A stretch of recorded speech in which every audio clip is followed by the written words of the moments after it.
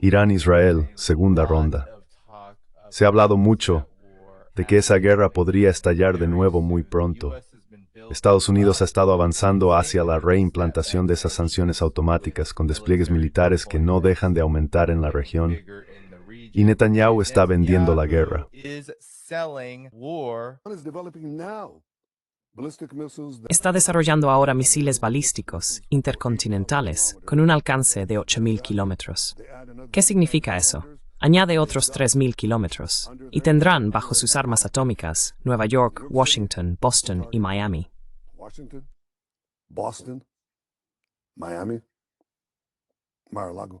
Dice todo esto con una sonrisa en la cara.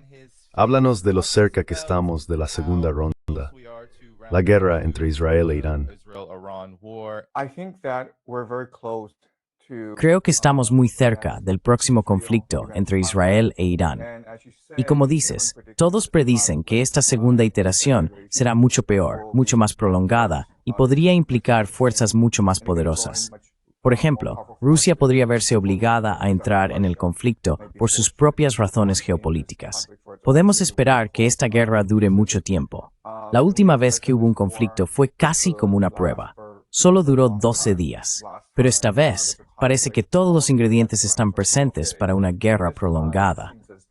Así que repasemos algunos de los ingredientes. El primero son las sanciones de restablecimiento automático.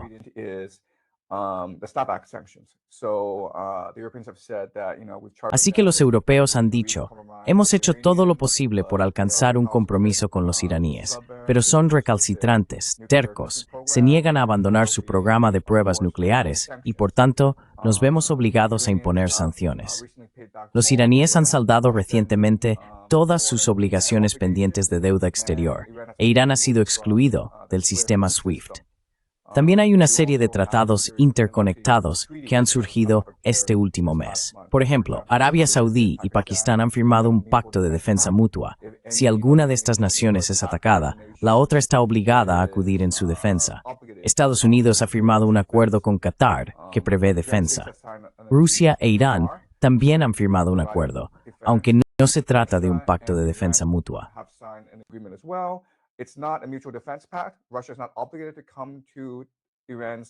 Rusia no está obligada a acudir en defensa de Irán si es atacado, pero proporcionará otras formas de apoyo. Lo que estamos viendo es casi una repetición de los meses previos a la Primera Guerra Mundial, el estallido de la Primera Guerra Mundial, cuando las naciones tenían estos tratados interconectados, de modo que un pequeño conflicto regional como el de Sarajevo se amplió rápidamente hasta abarcar toda Europa y gran parte del mundo. Creo que muchos de los ingredientes ya están presentes para una escalada masiva. Parece que, haga lo que haga Irán, Estados Unidos lo verá como una provocación para atacar. Si Israel ataca a Irán, Irán se verá obligado a defenderse y, como resultado, considerará a todos los posibles beligerantes como objetivos.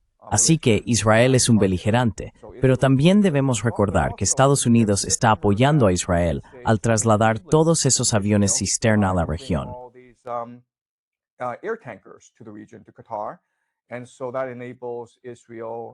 Y eso permite a Israel llevar a cabo ataques de largo alcance contra Irán. Estados Unidos está apoyando activamente a Israel y, por lo tanto, Irán siente que está justificado en atacar las bases estadounidenses en la región. Pero si lo hace, eso arrastraría a Estados Unidos a la guerra. Si se ve obligado, Irán cerrará el estrecho de Hormuz. Si cierra el estrecho de Hormuz, eso causará un daño tremendo a toda la economía global. La mayor parte de Asia Oriental depende del estrecho de Hormuz para su suministro de petróleo. Así que, si el estrecho de Hormuz se cierra, Estados Unidos podría verse obligado a enviar tropas terrestres para asegurarlo. Y si eso ocurre, entonces básicamente estaríamos ante la Tercera Guerra Mundial. Estados Unidos ya está comprometido. Tiene que ir con todo ahora porque hay tropas terrestres en la región. No puede retirarse.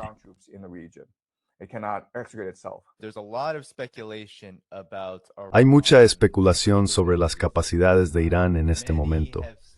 Muchos dicen que Irán está más débil, que sufrió muchos daños durante la guerra de 12 días y que no está en condiciones de contraatacar por ahora.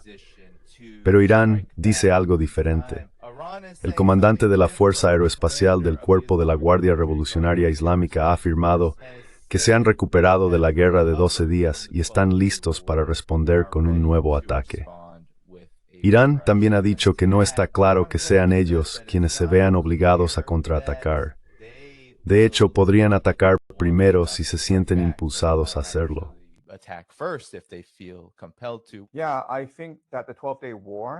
Sí, creo que la guerra de los 12 días, aunque los israelíes llevaron a cabo muchos ataques de decapitación, mataron a numerosos científicos nucleares y eliminaron a muchos altos mandos militares, pareció a los occidentales un éxito rotundo. Pero cuando haces eso, lo que suele ocurrir es que la población se une en torno al régimen porque todos se sienten amenazados. Además, tengo que decir que al eliminar parte del liderazgo superior, en realidad se puede volver el ejército más dinámico y vibrante. La razón es que permite que individuos más enérgicos y creativos asciendan dentro del sistema. Al despejar parte de la burocracia anquilosada, se abre espacio para la innovación.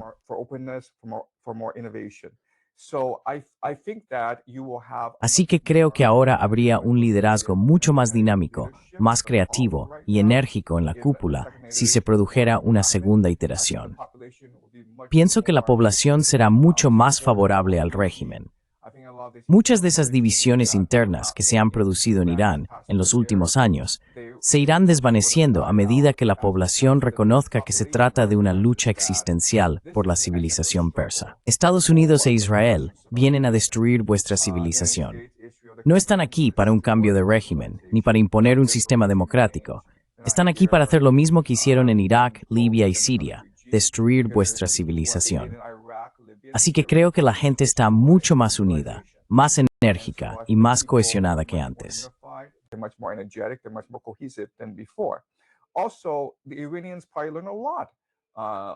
Además, los iraníes probablemente aprendieron mucho sobre las capacidades israelíes y estadounidenses durante la Guerra de los 12 días. Saben cómo los israelíes afrontarán esta guerra y saben cómo Estados Unidos apoyará a Israel. Así que los iraníes son capaces, básicamente, de aplicar la teoría de juegos al escenario, y ahora pueden desarrollar contramedidas mucho más eficaces. Recuerda que el núcleo del ejército iraní son los drones y los misiles balísticos intercontinentales.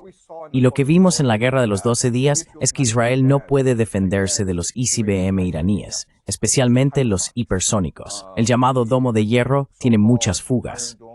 Por tanto, Israel no puede defenderse de un ataque iraní completo. Creo que el ejército iraní entra en esta segunda ronda con mucha más energía y mucha más confianza.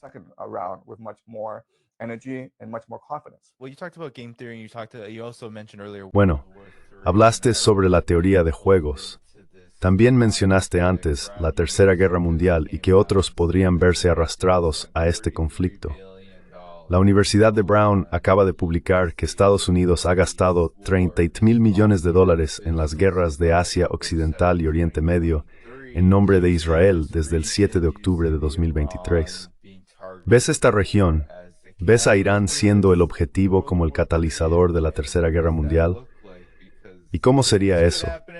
Porque esto podría ocurrir en cualquier momento. Algunos dicen que veremos este ataque en octubre. Otros dicen que sucederá antes de que termine 2025.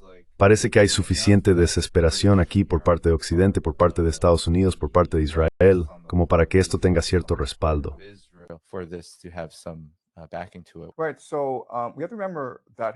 Bien, así que debemos recordar que históricamente Oriente Medio, Anatolia, el Levante, Mesopotamia, Persia, es realmente el centro de la civilización mundial. Es la cuna de la civilización. Pensamos en Oriente Medio como una región rica en petróleo, y eso es ciertamente cierto, pero su principal importancia geopolítica radica en que es el centro del comercio global. Si quieres ir de un lugar a otro en cualquier parte del mundo, tienes que pasar por Oriente Medio. Si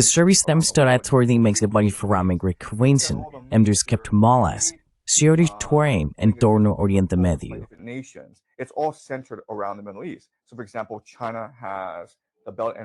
Así que, por ejemplo, China tiene la iniciativa de la Franja y la Ruta, y Irán desempeña un papel muy importante en ella.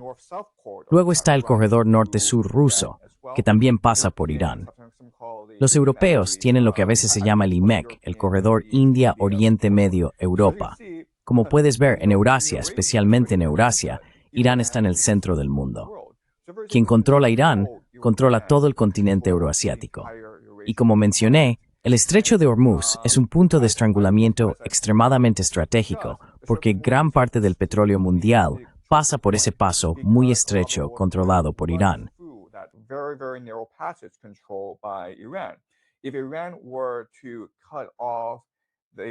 Si Irán cortara el suministro de petróleo, entonces las economías de Asia Oriental, China, Japón, el sudeste asiático sufrirían enormemente.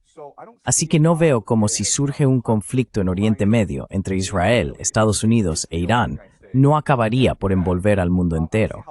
Ese es el dilema al que se enfrenta el mundo. El centro del mundo está en Oriente Medio. Si estalla un conflicto allí, el comercio global y el suministro mundial de petróleo se verán gravemente afectados, y el mundo tendrá que verse implicado en algún momento, ya sea militar, política o económicamente.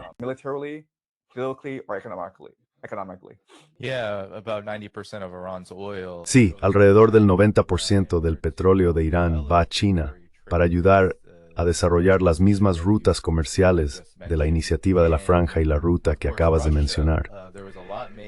Y por supuesto, con Rusia se habló mucho sobre la caída de Siria y sobre cómo esa fue una situación muy confusa para muchos espectadores aquí. ¿Por qué Rusia se retiró? ¿Por qué Siria no contraatacó? Pero esta situación parece ser muy diferente, profesor Jiang, porque Irán, como usted dijo, es un actor clave en el desarrollo de este orden casi posoccidental, poscivilizacional occidental. Hablemos de esto, porque Israel está en el centro de todo.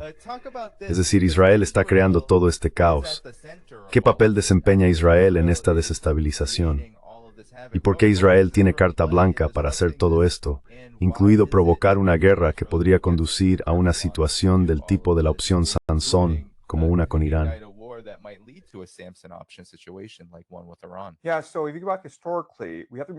Sí, así que si miramos hacia atrás históricamente, debemos recordar que Israel es una creación del Imperio Británico, creado inicialmente para desestabilizar el Imperio Otomano, que era la principal amenaza a la que se enfrentaban los británicos en Oriente Medio. Hoy en día, Israel se ha convertido en el perro de presa de Estados Unidos. Básicamente es una herramienta de la política exterior estadounidense, y esa política consiste en desestabilizar Oriente Medio, porque si desestabilizas Oriente Medio, desestabilizas todo el continente euroasiático.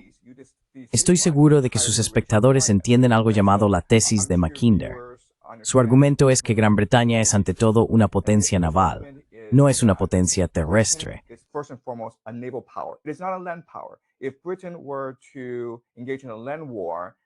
Si Gran Bretaña se involucrara en una guerra terrestre, eso sería desastroso para el país. Perdería. Gran Bretaña es ante todo una potencia naval y siempre controlará los mares del mundo. Por tanto, la mayor amenaza para el imperialismo británico, la mayor amenaza para la dominación global británica, es la unificación del continente euroasiático. Si surgiera allí una gran potencia, y podría haber sido Rusia o Alemania, entonces Gran Bretaña perdería el control de las rutas comerciales, porque esa potencia euroasiática podría construir fácilmente ferrocarriles que conectaran todo el continente con Oriente Medio y África. Y entonces Gran Bretaña se arruinaría.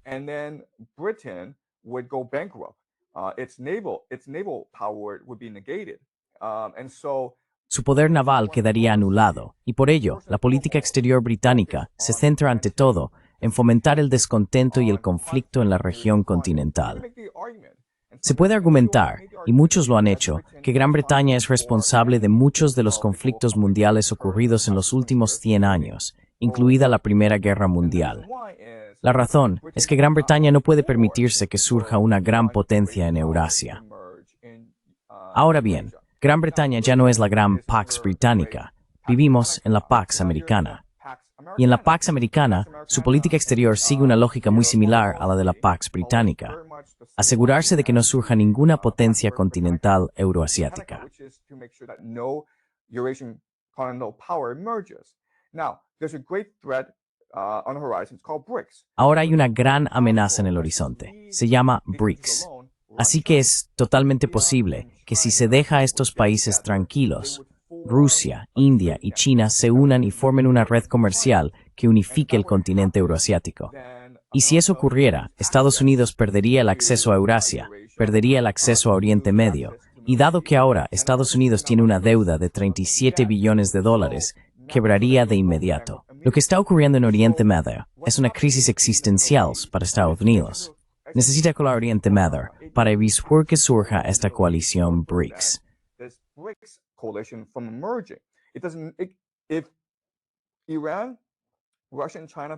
Irán, Rusia y China se convirtieron en los mejores amigos y pudieron comerciar pacíficamente, lo que traería una prosperidad enorme a la región y al continente. Destruiría el imperio estadounidense, llevaría a la bancarrota a Estados Unidos, probablemente obligaría a Estados Unidos a una guerra civil. Así que debemos recordar ante todo que Israel es el perro de presa de Estados Unidos. Nada ocurre sin la aprobación estadounidense. Si el rapid de Tara en los próximos días de menús, se porque en el viewings en Oriente Medio. Eso es después presente. That's something that we have to remember. From the very beginning, Iran sí. Said that it wasn't. Y desde el principio Irán ha dicho que no se estaba preparando necesariamente para una guerra, no solo para luchar contra Israel, sino que estaba luchando y preparándose para una con Estados Unidos. Pero usted tiene, y me da curiosidad saber qué piensa de esto, profesor Jiang, porque la forma en que se nos presenta la información sobre el papel de Israel en el inicio de esta posible Tercera Guerra Mundial, esta situación nuclear con Irán, es a través de intermediarios como Netanyahu, que son muy jactanciosos respecto a Israel, que casi hablan de Israel como la segunda venida del imperio de Estados Unidos. Aquí está Netanyahu de nuevo en el programa de Ben Shapiro, hablando de cuánto necesita Estados Unidos a Israel.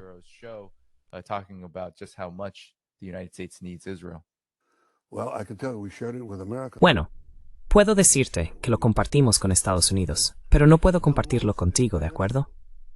Las armas ofensivas más avanzadas del planeta, cosas que ninguna de las superpotencias tiene, desarrolladas por Israel y compartidas con Estados Unidos.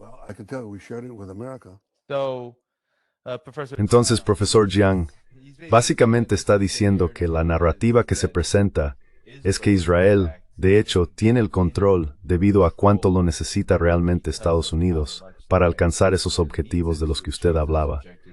¿Qué opina de esto y cómo encaja históricamente?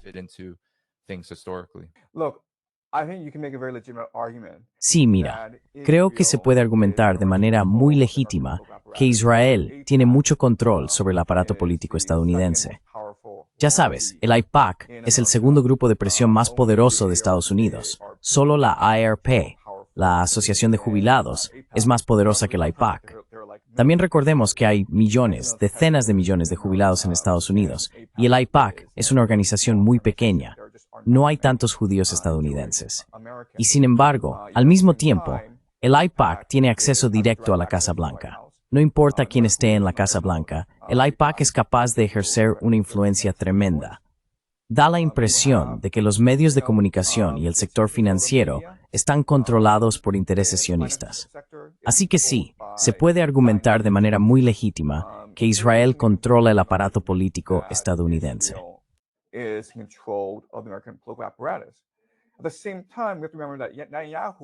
Al mismo tiempo, debemos recordar que Netanyahu es, en gran medida, una creación estadounidense.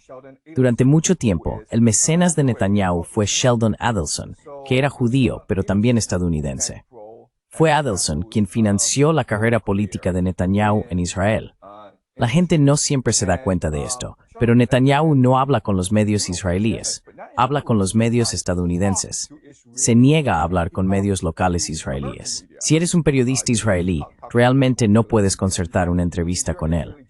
Pero Netanyahu siempre está disponible para hablar con los medios estadounidenses.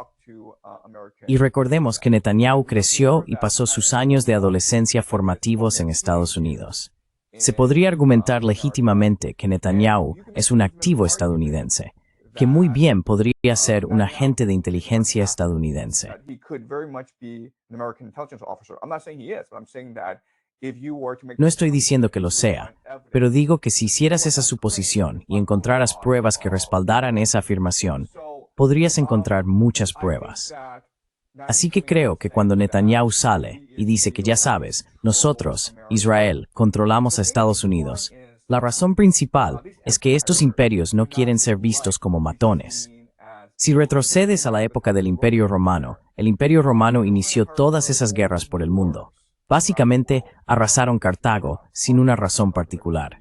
Pero si vuelves atrás y miras su historia, siempre lo presentaban como si hubieran sido provocados a la guerra, como si fueran amantes de la paz, pero obligados por circunstancias atenuantes, porque estaban siendo amenazados, porque el bando contrario los había amenazado. No tenían otra opción que ir a la guerra.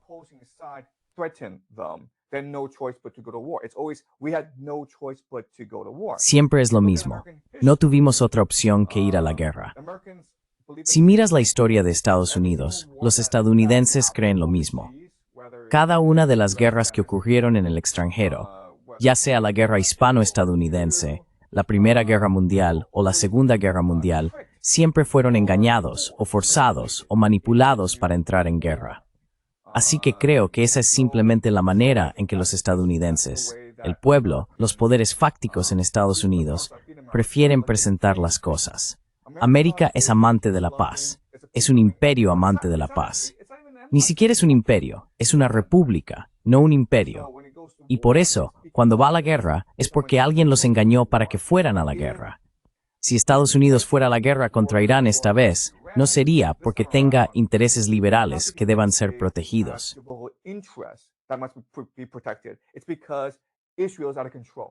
Es porque Israel está fuera de control y porque Israel controla a Estados Unidos, o porque Irán lanzó un misil balístico contra una base aérea en Qatar, o por los intereses estadounidenses en el extranjero. Siempre necesitan un pretexto, e Israel proporciona un pretexto perfecto. Así que ya sabes, Netanyahu no le hace ningún favor a nadie, especialmente a su propio pueblo, al decir, oh, controlamos a Estados Unidos. Y lleva diciendo eso desde hace unas cuantas décadas.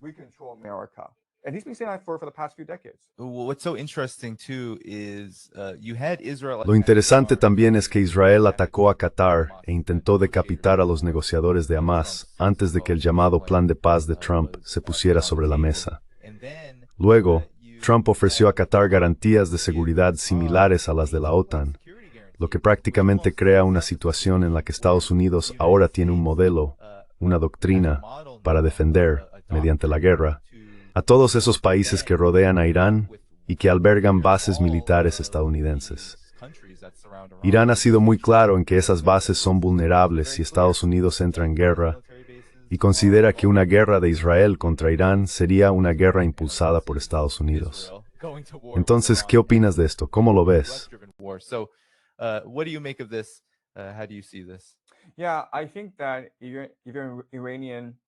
Sí, creo que incluso desde la perspectiva iraní, sabes que está siendo rodeado.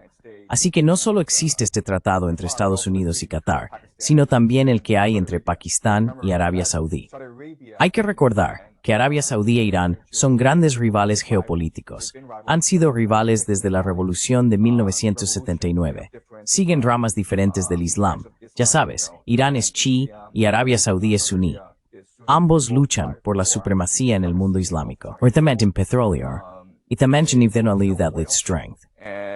They are in economic rivalry. So Saudi Arabia very much would like to see Iran. Así que Arabia Saudí desearía mucho ver caer al régimen iraní y que fuera reemplazado por uno mucho más amistoso. Así que existen todo tipo de estos pretextos. Y cuando Estados Unidos hace eso, cuando Estados Unidos ofrece garantías de seguridad en todo Oriente Medio, ¿verdad? Estados Unidos está garantizando la seguridad de Arabia Saudí, de Qatar y de Israel. Entonces, eso prepara el terreno para un ataque de bandera falsa.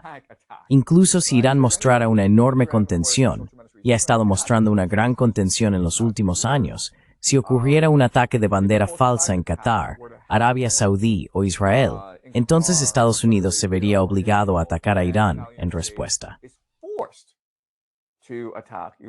in response.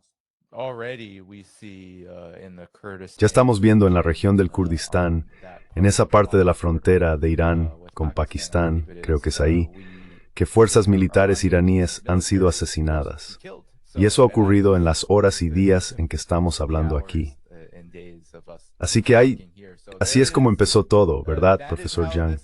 Comenzó con un ataque sorpresa que en realidad se llevó a cabo dentro de Irán, y aún hoy los medios israelíes, creo que fue, publicaron recientemente un artículo en el que se hablaba de cómo Israel está llevando a cabo una operación de influencia dentro de Irán para intentar provocar un cambio de régimen.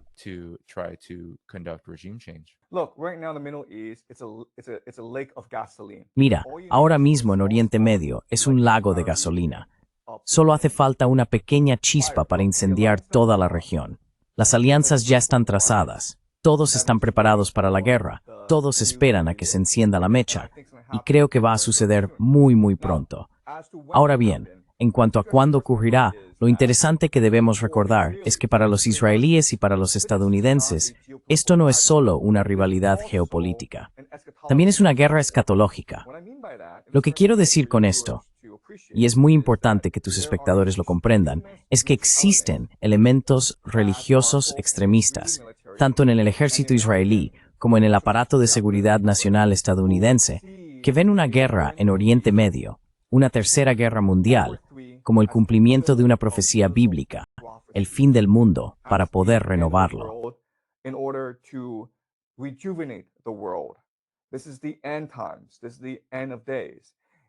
Estos son los tiempos finales, el fin de los días. Y de nuevo, no creo que se aprecie realmente hasta qué punto el aparato de seguridad nacional estadounidense está plenamente comprometido con provocar la Tercera Guerra Mundial para forzar el regreso de Jesús, la segunda venida. Estos elementos dentro del aparato de seguridad nacional, seguro que has oído hablar de ellos, ¿verdad?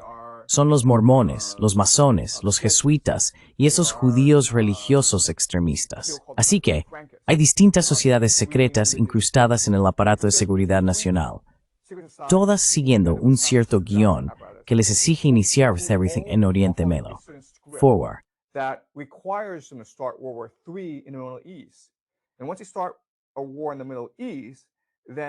Y una vez que inicien una guerra en Oriente Medio, podrán cumplir sus diferentes profecías, que incluyen la creación de un gobierno mundial, el regreso de Jesús y la llegada del Mesías judío. No creo que la gente aprecie realmente los elementos escatológicos, los elementos religiosos extremos que subyacen a este conflicto en Oriente Medio. Pero señalo esto porque hay casi una ansiedad, una prisa por empezar esta guerra lo antes posible. Ya sabes, es una locura.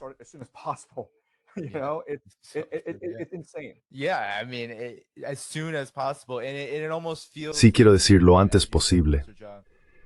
Y casi se siente como usted dijo, profesor Yang, que hay una tensión acumulada, que no se trata solo de las realidades sobre el terreno, sino de, quiero decir, ahora tenemos un secretario de defensa, Pete Hanks, que es un cruzado. Él mismo se llama cruzado. Toda su ideología se basa en eso, en deshacerse de Irán y por supuesto de China, de la izquierda, de los pecadores y de lo que sea. Pero este es el tipo de personas de las que hablamos. Y luego entramos en el sionismo. La ideología impulsa a estas personas. La rayuela sobre prioridades en casi secundarias frente a su ansia de guerra.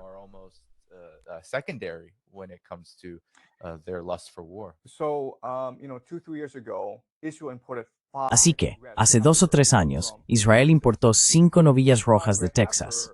Estas 5 novillas rojas fueron modificadas genéticamente para ser perfectas. La razón es que la Biblia dice que hay que sacrificar una novilla roja para consagrar el terreno donde se construirá el templo. Esto significa que los fanáticos religiosos más extremistas en Israel quieren construir el tercer templo. Esto es problemático porque quieren edificarlo sobre la mezquita de Al-Aqsa, que es el tercer lugar más sagrado del mundo islámico.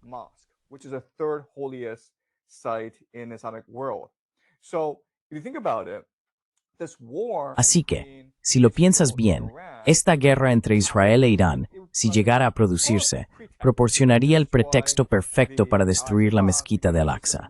Porque entonces Israel podría decir, vaya, lo sentimos, un misil balístico alcanzó Jerusalén y destruyó la mezquita de Al-Aqsa. Pero no pasa nada, simplemente construiremos un tercer templo.